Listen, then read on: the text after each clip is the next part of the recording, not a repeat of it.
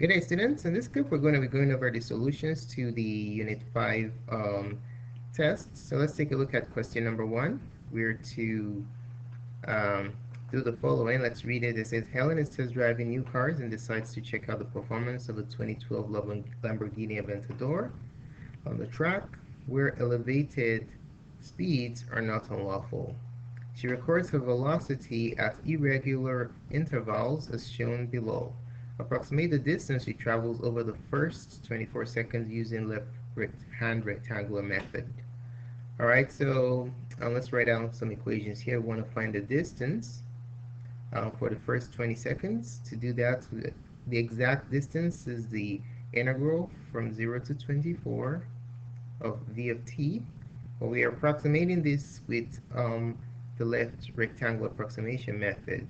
Okay, we have 1, 2, 3, 4, 5, 6 rectangles, or 6 intervals.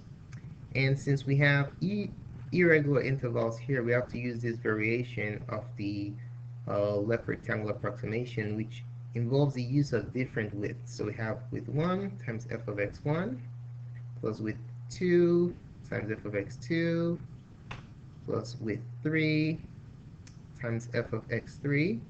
Well, how far do we go? Let's label our points here. So this is x1, x2, x3, x4, x5, x6, x7. So we're going to go all the way to 6. So plus w4 times f of x4 plus w5 times f of x5 plus w6 times f of x6. Now, remember, LRAM, you pick all the points to the left of the right endpoint, which is x1 to x6. All right? So now let's figure out what the widths are. So this is going to be width 1. Width 1 is 5 units long. Width 2 is 4 units long. You just subtract them, right? And then width 3 is 4. Width 4 is 5 units long. Width 6 is 3 units long. And then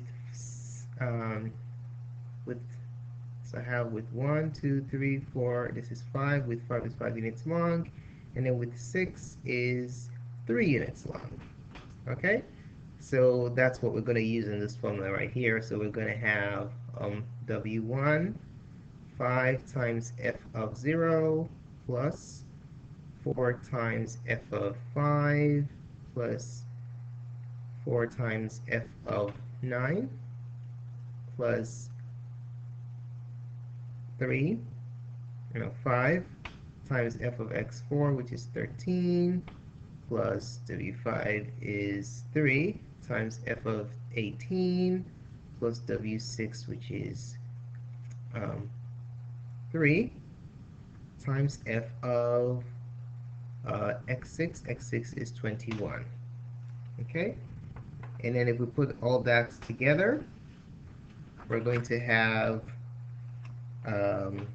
we can clearly see that this one's going to be 0, right? So 0 plus 4 times 30 plus 4 times 50 plus 5 times 68 plus 3 times 82 plus 3 times 90. Okay? And then if you plug all these in your calculator and do the arithmetic, you have 1,176 meters. That's the unit. So this is the approximate distance that Helen covered in her Lamborghini Aventador. All right, let's shift our attention to question number 2. We have to evaluate this integral right here.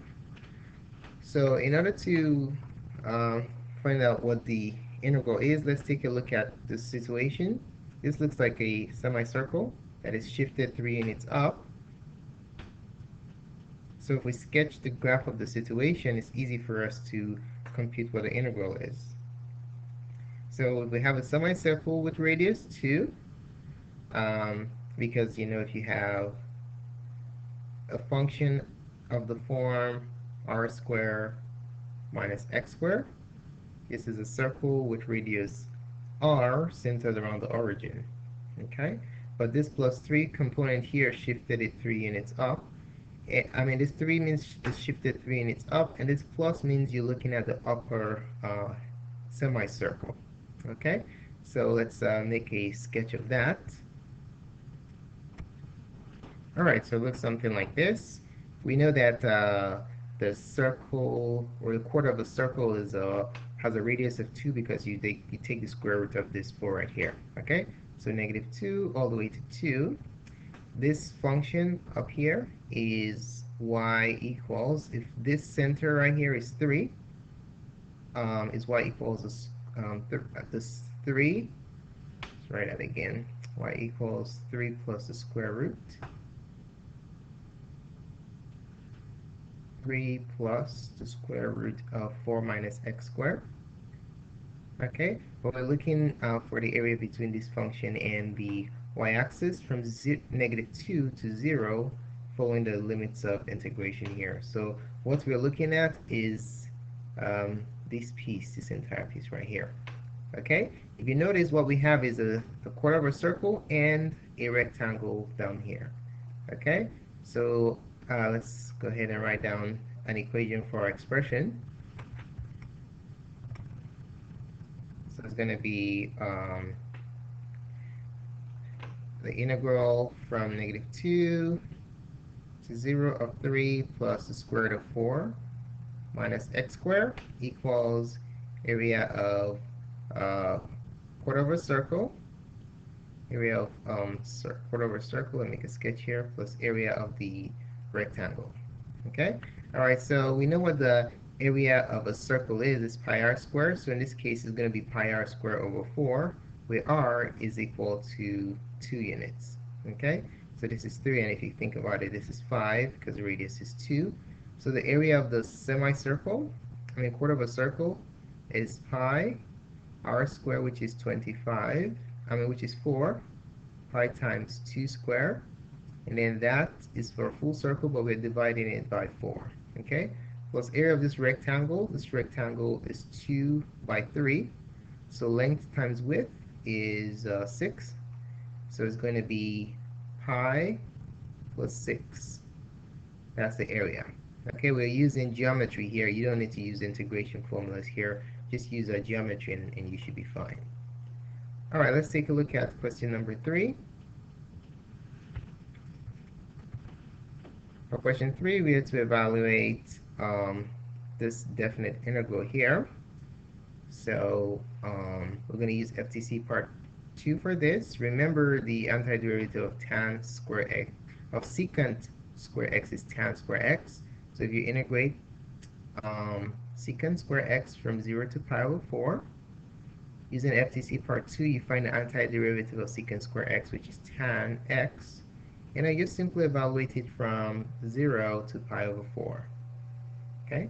And then you plug in the upper limits, evaluating the antiderivative at the upper limit minus the antiderivative evaluated at the lower limit. Okay?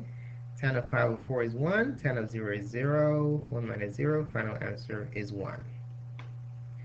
Alright, let's shift our attention to question number 4. We're going to be using FTC part 1 to solve this. Now I'm going to be using the shortcut. So for the shortcut, we're going to just basically plug in the top into the t and times its derivative minus what you get when you plug in the bottom into t times the derivative. Okay, so the y dx is equal to 1 over the square root of, you plug the upper limit into t, 3 plus ln x minus, and then the lower limit, you plug it into t, 1 over the square root of 3 plus ln 3x squared times the derivative of 3x squared, which is 6x. Okay, here the derivative of x is just 1, so that's why I didn't bother putting it. So if you want to write this well, your final answer will be 1 over the square root of 3 plus ln x minus 6x over the square root of 3 plus ln x, ln 3x squared. Alright, so there goes your final result. Alright, let's take a look at number 5. We have to find the average value of this function on a given interval. And we know the formula for average value of a function is 1 over b minus a times the integral from a to b of the function. And then we know that 0 is a and pi is b. So the average value of this function is 1 over pi minus 0 of the integral from 0 to pi of negative sine x dx. Okay? Now let's find the antiderivative of sine x. It's clearly cosine because when you differentiate cosine, you get negative sine. So this is going to become 1 over pi times the antiderivative of sine x, which is cosine x, evaluated from 0 to pi. Okay, so that's going to become 1 over pi. Plug in the upper limit first, cosine pi, minus what you get when you plug in the lower limit, cosine 0. Okay, alright, so let's figure out what this is. We have 1 over pi, cosine pi is negative 1, and cosine 0 is 1. If you remember your cosine curve, looks something like this. That's 0, and then that's pi. This is negative 1, and that's 1. Okay? Alright, so we have this, and then if you simplify it, you're going to have negative 2 over pi. Okay? So that's the average value of the function. Alright, let's take a look at question 6. This is FTC part 1 again. We have to find the y dx. In this case, when we plug in the constant and differentiate, well, using the chain rule, we end up with 0. Okay, so all I'll concern myself with is inputting the upper limit into the t. Alright, so using the shortcut for FTC part 1, the y dx is going to be the function, this function evaluated at the upper limit. So you have 3 raised to the square root of 1 plus 2. Instead of t, is going to be this upper limit here, x e to the 2x. Okay, so you plug it in and then multiply it by its derivative. So you notice you have two functions here, so you have to use the product rule. So we're going to have v u prime is 1 plus u, v prime is e to the 2x using the chain rule times 2.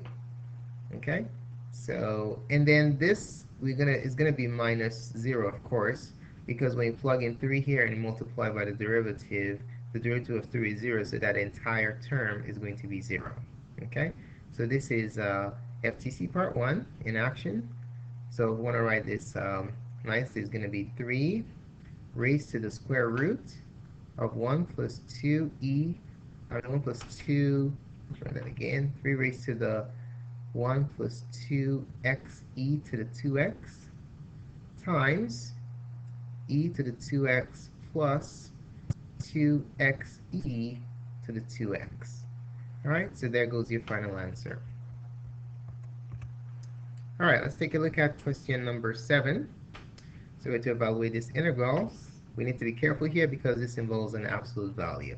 Alright, so we're going to have the integral from 0 to 4 of x squared minus 4 over the absolute value of x minus 2 dx. This is the same thing as the integral from 0 to 4.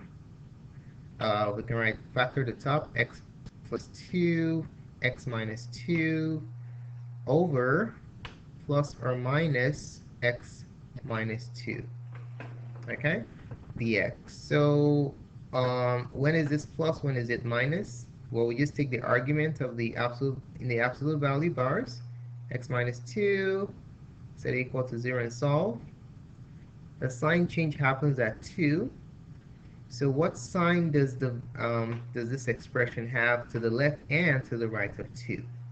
We know we're going from 0 to 4, and it so happens that the sign change happens at a point in the interval. So to the left of 2, let's say 1, for example, you put 1 here, you find a negative output, so this is going to be negative on this interval.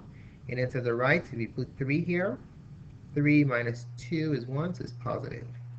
So this integral can be written as the integral from 0 to 4 of x plus 2, I'm sorry, 0 to, we gotta stop at where it's negative, so 0 to 2 of x plus 2 times x minus 2 over negative x minus 2 dx.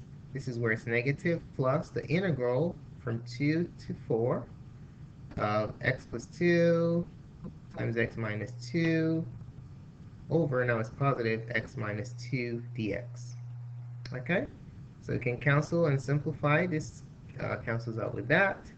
So, and then factor out the minus, you have minus negative, the integral from 0 to 2 of x plus 2 dx, plus, here you have a cancellation happening, the integral from 2 to 4 of x plus 2 dx. Okay, so now using the power rule, here on the left one we'll have as x squared over 2 plus 2x evaluated from 0 to 2. Now let's not forget that negative out there because it's really important. Plus, here we have the same story. X squared over 2 plus 2x evaluated from 2 all the way to 4.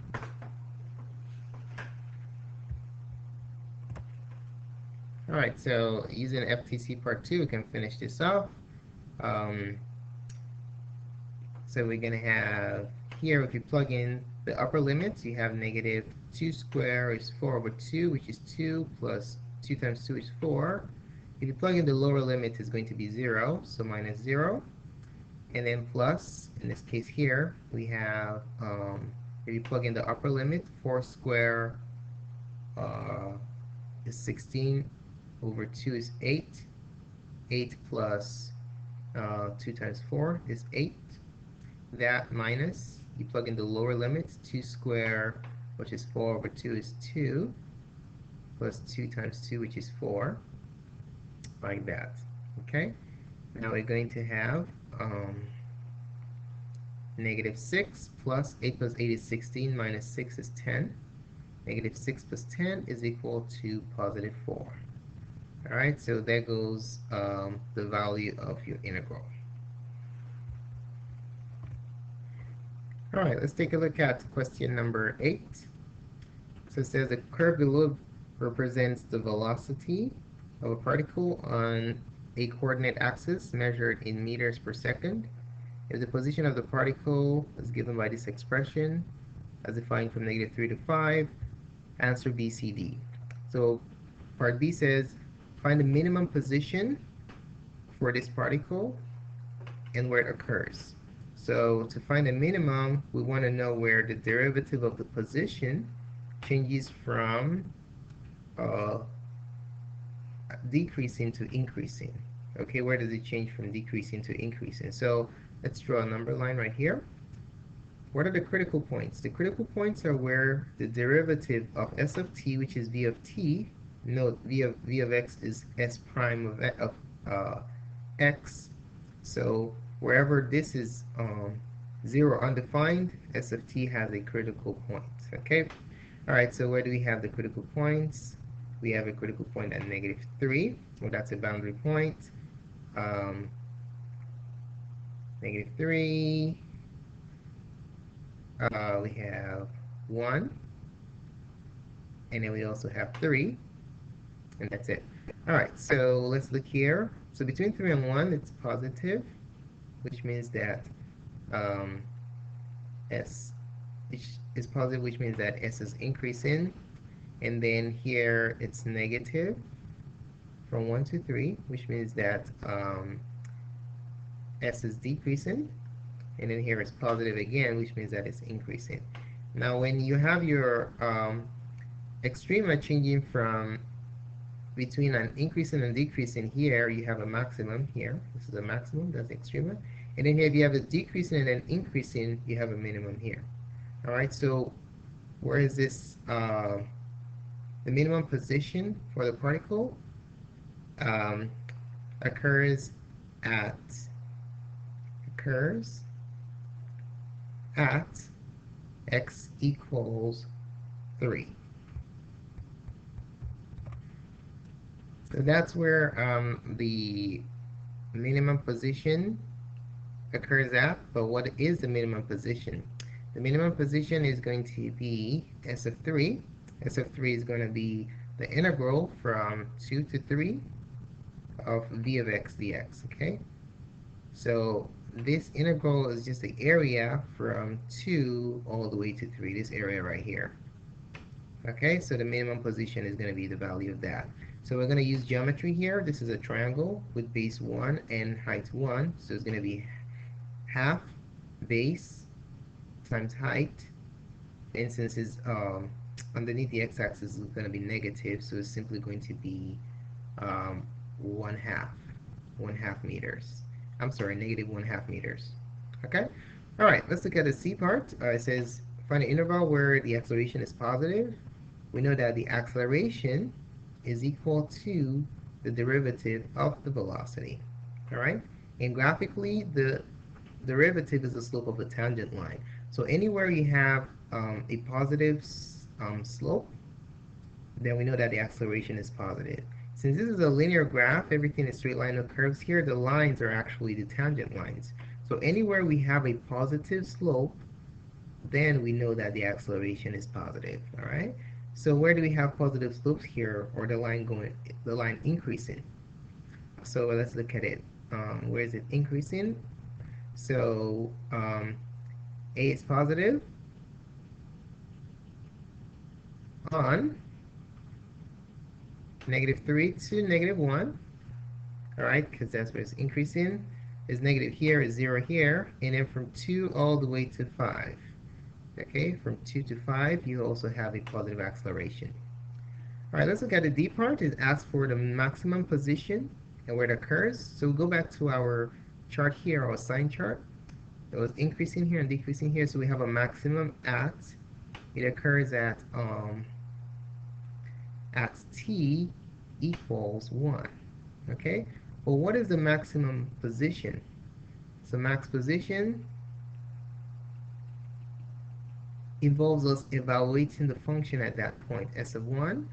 And s of 1 is simply the integral from 2 to 1 of v of x dx.